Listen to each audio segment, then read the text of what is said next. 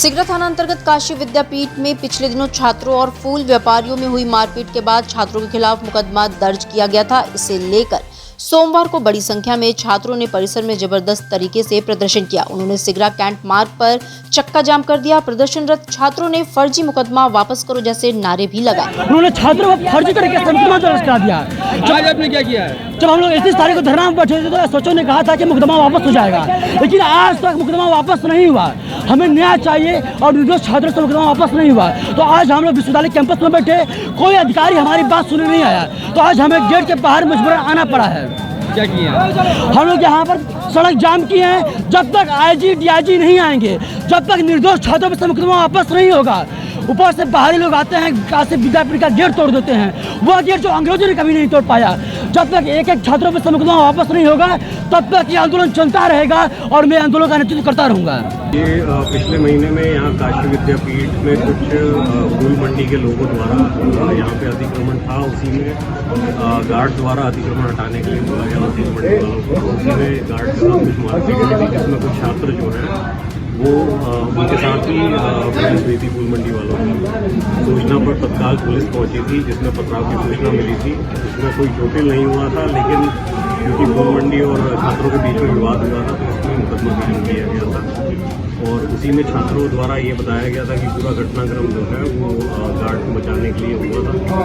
उसी में जो छात्र थे उनकी जो डिमांड थी वो ये थी कि मुकदमा क्योंकि उनका करियर है आगे, उसको गुण दोष के आधार पे ही निर्धारण किया जाए। किसी गलत छात्र का नाम उसमें यदि आया हो तो उसको निकाला जाए। इसमें जहाँ मुकदमा है इसमें लोकेशन सबकी छात्रों की ली गई थी जी, और जो यहाँ पे नहीं थे यूनिवर्सिटी में उनके नाम इसमें से निकाल दिए जाएंगे। और इनको आश्वासन दिया गया है कि किसी भी छात्र का गलत नाम किसी भी छात्र का मुकदमे में नहीं आएगा और उज्ज्वल करियर को देखते हुए जो विवेचना है बिल्कुल गुण दोष के आधार पर ही की जाएगी। रोहनिया थाना क्षेत्र के अंतर्गत मोहनसराय पुलिस चौकी के पास सोमवार सुबह एक अज्ञात महिला का शव हाईवे के सर्विस रोड के किनारे पाया गया, जिससे इलाके में सनसनी फैल गई। मृत महिला की उम्र लगभग 40 वर्ष बताई जा रही है। पुलिस ने शव को कब्जे में लेकर पोस्टमार्टम के लिए भेज दिया है और पहचान के प्रयास जारी हैं। देश के semi high speed Agra Banaras Vande Bharat express में 2.0 इंस्टॉल होगा। इससे यात्रियों को विमान जैसा फील होगा। 8 कोच की ये ट्रेन 160 किलोमीटर प्रति घंटे की रफ्तार पकड़ने में महज 140 सेकंड का समय लेगी। फिलहाल वंदे भारत की स्पीड 120 किलोमीटर प्रति घंटा होगी। इस हफ्ते ट्रेन का रूट ट्रायल और स्पीड ट्रायल शुरू हो जाएगा।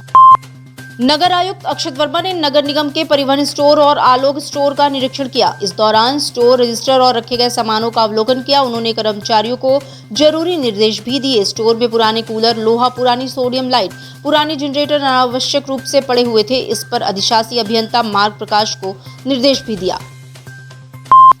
श्री काशी विश्वनाथ धाम में सोमवार को भगवान कार्तिकेय के तारकासुर पर विजय व भगवान बलभद्र की प्राकट्य तिथि मनाई गई। इस अवसर पर न्यास की ओर से मंदिर में विशेष अनुष्ठान किए गए। ललिता घाट पर भगवान स्कंद की आराधना की गई और भगवान शेषनाग की आराधना के माध्यम से बलभद्र प्राकट्य उत्सव भी मनाया गया।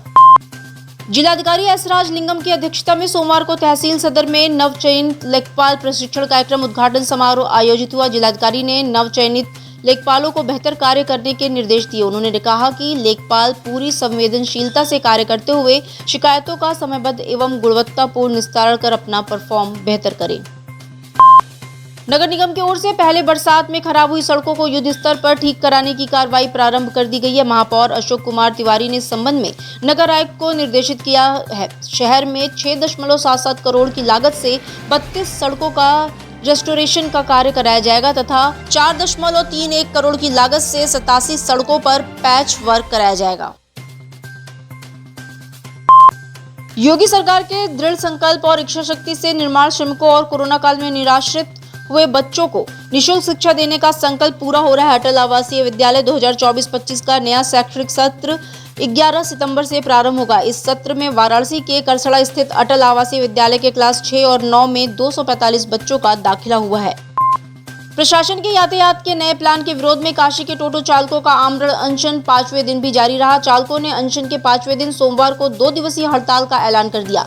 ई रिक्शा चालक मंगलवार को पीएमओ पहुंचे। रिक्शे की चाबी सौंपकर अपना विरोध दर्ज कराएंगे। लगा के रहेंगे तो हम लोगों ने कल महापंचायत की थी, आपस में बातचीत करके तय किया कि हम लोग 9 और 10 को पूर्ण हड़ताल करेंगे। तो आज ई रिक्शा चालकों का पूर्ण हड़ताल था, कल भी हड़ताल रहेगा जब तक ये हमारी प्रशासन हमारी बात नहीं सुन लेती। हम लोग जो है ये आंदोलन जारी रखेंगे।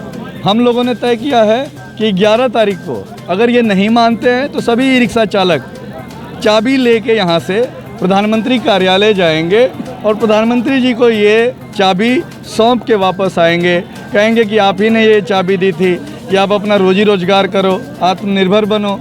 2 करोड़ रोजगार की बात में हम ई रिक्शा चालकों की बात शामिल थी। एक यातायात प्रशासनिक अधिकारी जो है सिर्फ हम लोगों की रोजी रोटी छीनने पे लगा हुआ जी। ये क्या आंसर क्या है? नहीं, ये तो हमारे यूनियन की तरफ से नहीं है। हड़ताल जो है बहुत शांतिपूर्ण था।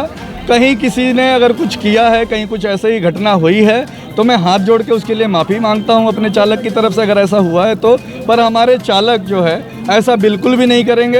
हाँ, भाद्रपद शुक्ल पक्ष की षष्ठी तिथि पर भदैनी के लोलार कुंड में सोमवार को लाखों से अधिक श्रद्धालुओं ने संतान प्राप्ति और वंश वृद्धि की कामना लिए 50 फीट गहरे कुंड में उतरकर आस्था की डुबकी लगाई। कड़ी सुरक्षा व्यवस्था के बीच आधी रात 12 बजे से ही कतारबद्ध आस्थावान कुंड में स्नान करने के लिए उतर गए। देर रात तक लाखों दंपतियों ने अपनी मनोकामना पूर्ण करने के लिए कुंड में डुबकी लगाई। हमारी दीदी है और ये हमारी दीदी के लड़के हैं। अच्छा, तो क्या विशेषता है कुंड की? इतने दूर आस्था से लेकर आप लोग यहाँ आते हैं दूर दराज? बस यही मान्यता है कि जिनके बच्चे नहीं होते, नहीं जिंदा होते हैं, तो यहाँ ऐसा कोई कुआं है उसमें नहाते हैं तो मन्नत पूरा हो जाता है। तो इसके बाद यहाँ आके मुंडन करवाना पड़ता है। अच्छा, और वो हमारी मान्यता पूरी हो गई है। विश्वास है, सत्यता है कुंड? हाँ, है सत्यता। यहाँ मान्यता है कि कुंड में स्नान करने के बाद लोलारकेश्वर महादेव का दर्शन किया जाता है। उन्हीं के दर्शन करने से सारी मनोकामनाएं पूरी होती हैं। ये मान्यता शुरू से चली आ रही है कि मेन लोलारकेश्वर महादेव है। दक्षिण में कुंड से दक्षिण की तरफ सीढ़ी के ऊपर चढ़ते हुए सर्व आशापुरकेश्वर महादेव का मंदिर है, जिनके दर्शन करने से सारी आशाओं की पूर्ति होती है। और प्रशासन इधर विगत 2 वर्षों से भगवान के दर्शन में बहुत बाधा उत्पन्न कर रही है और दर्शन नहीं करने दे रही है। 2 साल कोरोना था तो कोरोना में बंद था। तो उसके बाद जब मंदिर ये लोलारक छठ हुआ तो कुंड की तरफ का दरवाज़ा ही बंद कर दिया प्रशासन ने। अगले साल कुछ बोलने के बाद इधर से रास्ता शुरू करके दर्शन करने के लिए छोड़ा है, लेकिन इस बार भी उसी तरह से कर रहे हैं।